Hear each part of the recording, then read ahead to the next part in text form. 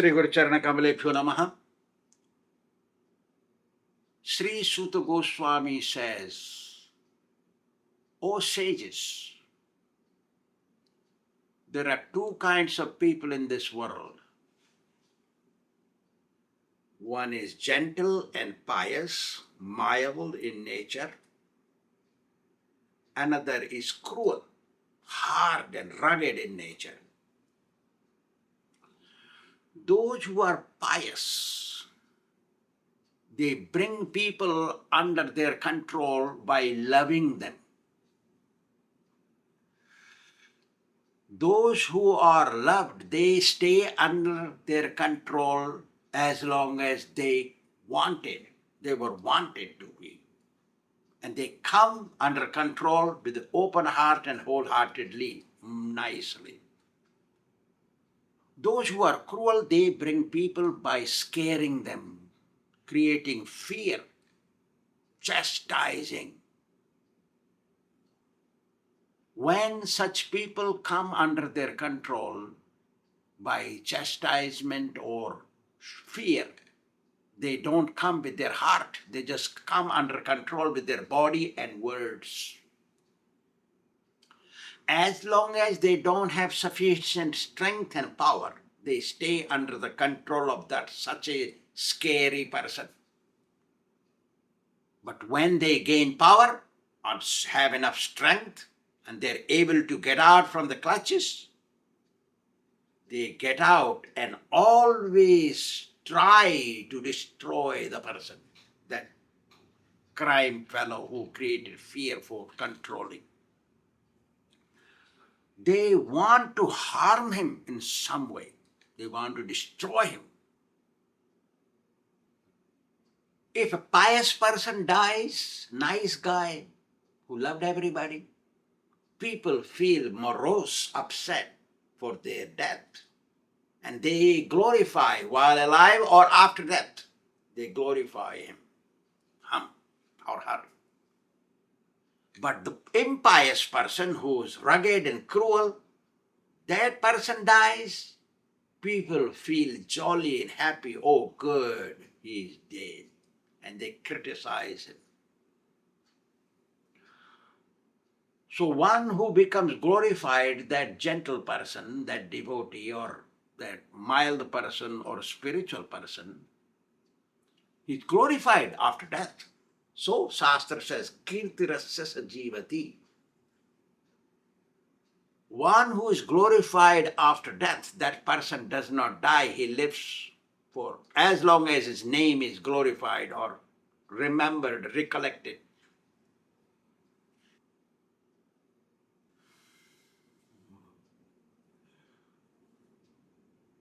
The Supreme Lord has very charming form called Murali Mohan. Murali Mohan, he holds Murali and stands in three-way bent. Beautiful form. He also has another special form that is called Kala, or death personified, or invariable time. He comes to destroy the whole world. He takes many forms, in the form of goodness, and form of passion, and form of ignorance. He comes in many forms and deals with people the way they want to be dealt as per their karma. The Supreme Lord plays in this world in the form of Kala in many different ways. He loves no one, he hates no one. He sees everyone impartially and he sees everyone equally and deals them in that way. But one who is his unalloyed devotee, he loves him extra. When dharma or religion, spirituality becomes weak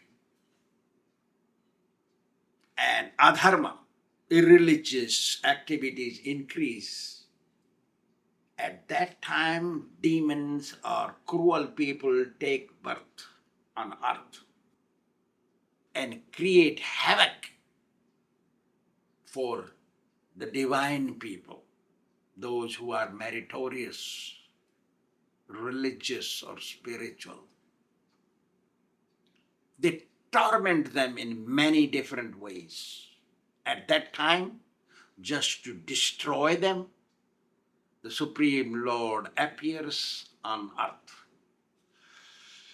After killing the demoniac people, he reestablishes the religion on earth properly.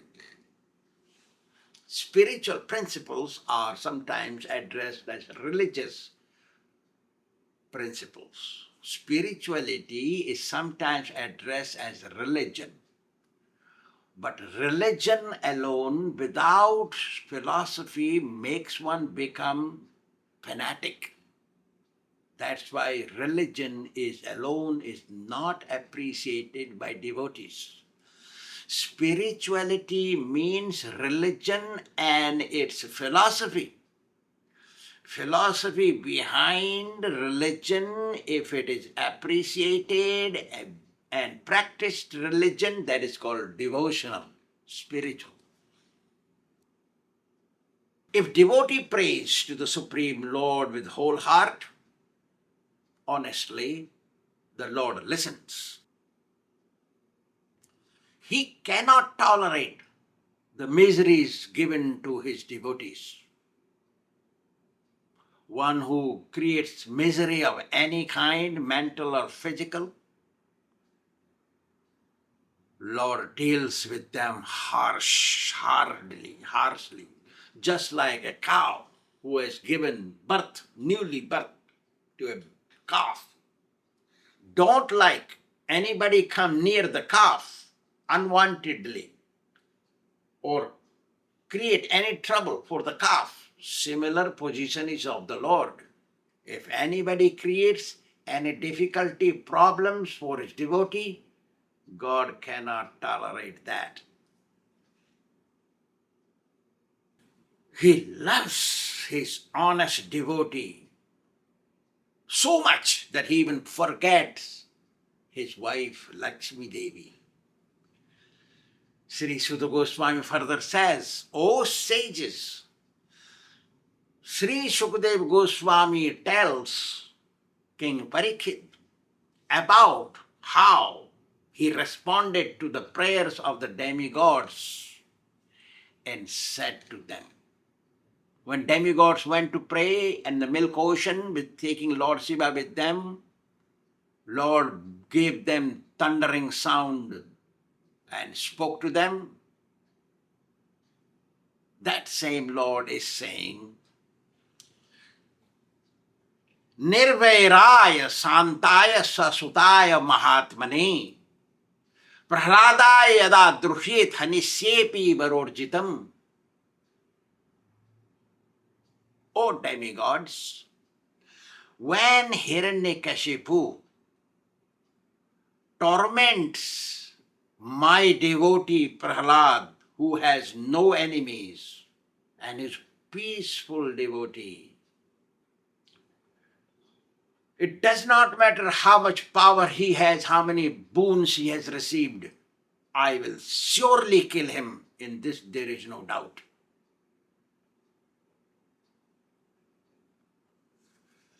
Narada Muni further says, when demigods heard the Supreme Lord saying like that, they told the Supreme Lord, even though they don't see, they can hear it. Hearing is very important, more powerful than seeing in spiritual life. So the demigods are responding to the Lord, saying to him, O Lord, Hiranyakashipu has received a benediction that out of 8,400,000 categories of species, nobody is able to kill him. Nobody should be able to kill him. He has this kind of boon. And he has a boon which cannot be killed outside the house or inside the house. He cannot be killed on earth or in the sky, in the water. He cannot be killed in the daytime or nighttime, cannot be killed by any weapons, O Lord. See, usually it is a fact.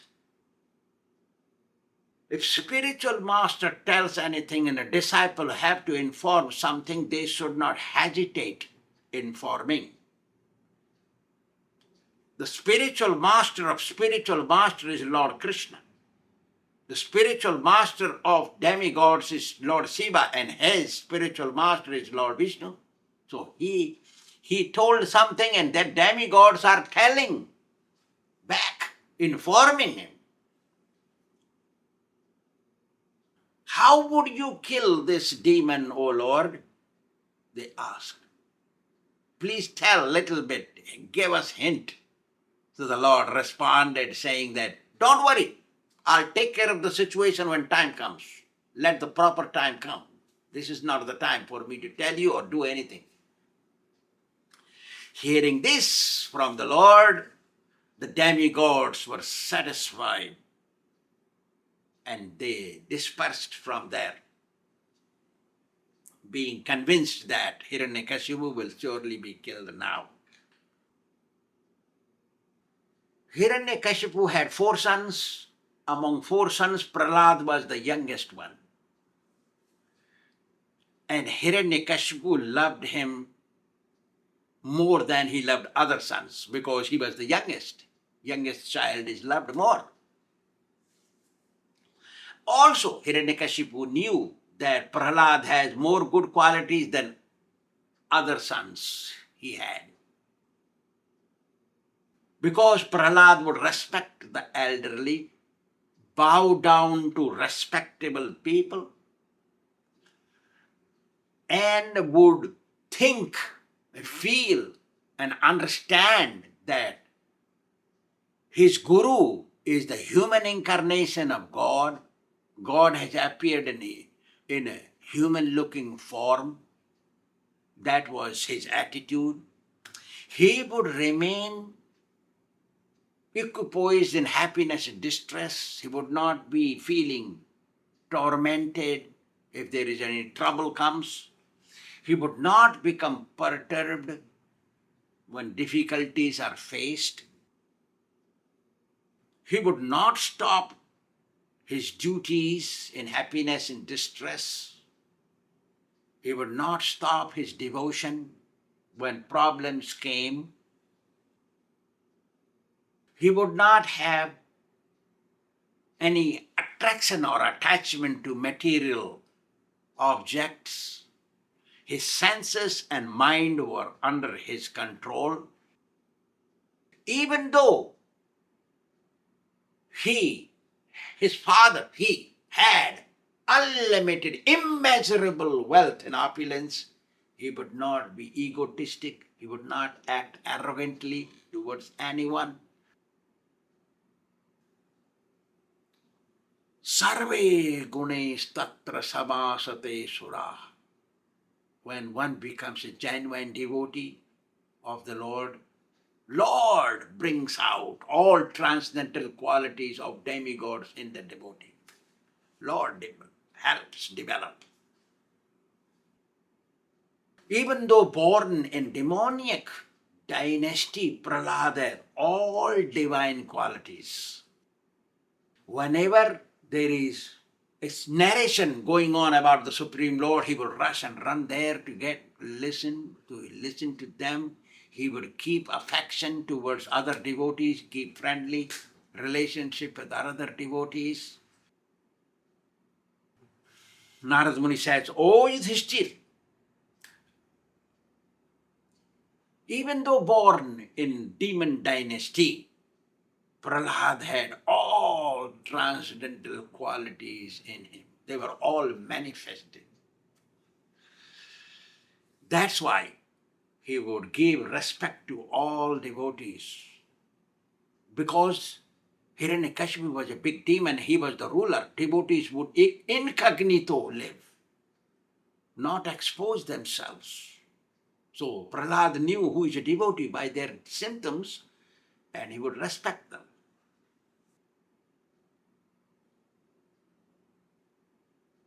Narada Muni further says, O Yudhishthir, you all Pandavas like devotees, they would love Prahlāda so much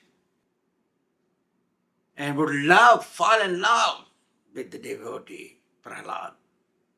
Because Prahlāda would always remember the Supreme Lord.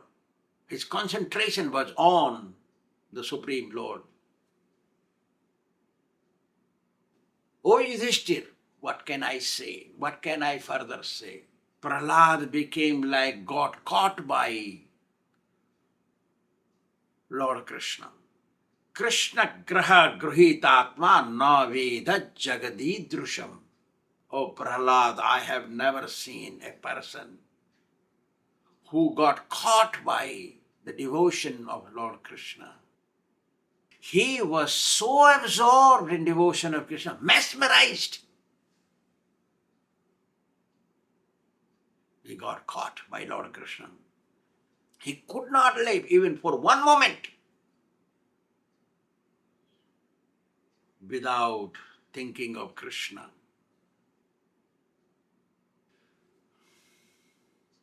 Prahlāda would feel in his heart that Lord Krishna is made him sit on his lap and embracing him. Very softly, tenderly, he would feel that. Sri Sukadeva Goswami says, how Prahlāda would behave. Asina paryatan asnan sayana prapiban bruvan Nānusandata etani Govinda parirambhita. How wonderful a devotee can be if the devotee is dedicated wholeheartedly to Krishna. Just see. Either he was sitting or moving or eating or sleeping or drinking water, or conversing with somebody. He always concentrated, remembered, recollected Lord Sri Krishna. He was in Krishna dhyana. Dhyana means meditation. Always concentrating on Lord Krishna. He would always feel that Krishna is embracing him. Can you imagine that? That he is feeling the soft, tender embrace of Lord Krishna. If even for one moment he would forget Krishna, he would start crying. Yugaitum nimishena chakshasa prabrushaitum Sunyaitam jagat sarvam govinda virahena me. That should be the attitude. Even one moment's forgetfulness should be equal to one yuga, millions of years, 12 years or more we say. All this happened to Prahlāda due to associating with pure devotee. He will tell later on. Narada Muni will explain how it happened to Prahlāda. Hearing this, Yudhishthira Maharaj asked Narada Muni, Devarse etat ichhamo veditum tava subrata yadatmajaya suddhaya petadat sadhave hyagam. And then further he asked, Putran vipratikulan swan pitarha putravatsala Upalabhante sikhyartham naivagham aparoyatha. Yudhishthira Maharaj asked. Hiranyakashipu was the father of Prahlāda. Prahlāda was his son and a nice devotee, a great devotee. Why did he develop Why did Hiranyakashipu develop malice behavior towards his son? Why did he torment, trouble his son, such devotee son? By nature, father loves his son. And if son commits some kind of mistake, father tries to console him, teach him. If he don't listen, then chastise him. But never become an enemy of his son. I have never heard this, Yudhishthira says. How come Hiranyakashipu treated his son Prahlāda like that of an enemy? Moreover, Prahlāda was a great devotee of the Lord. Oh, Narada, please explain to me why Hiranyakashipu developed this kind of attitude towards his son. Oh Mahamuni, great Muni, you know everything. Please remove my doubt in regards to Prahlāda and his son. I have this curiosity in my heart. I want to know how a little boy was so hated by his father. So that we will discuss later on. Thank you very much.